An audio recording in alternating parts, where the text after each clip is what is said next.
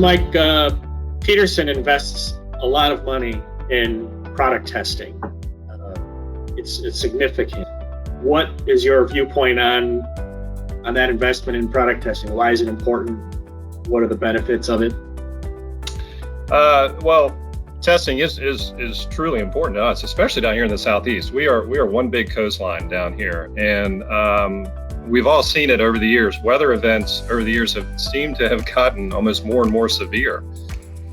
So architects and owners of facilities, they want to know that they're getting an assembly that can withstand these events that are occurring all the time.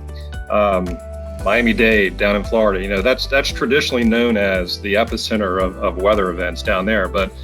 But it's pretty clear over the years we've seen these things go up and down the entire East Coast. I mean, look at I think it was Hurricane Sandy back quite a few years ago that really did a number up in the Northeast up there. And so these aren't events that are simply Florida related, as much as Florida does get hit, but it's happening up and down the coast. So, we do our best to make sure we put together assemblies that can withstand these events, and help make sure that these owners and architects that are covered anywhere in the country that they need to be for these types of things.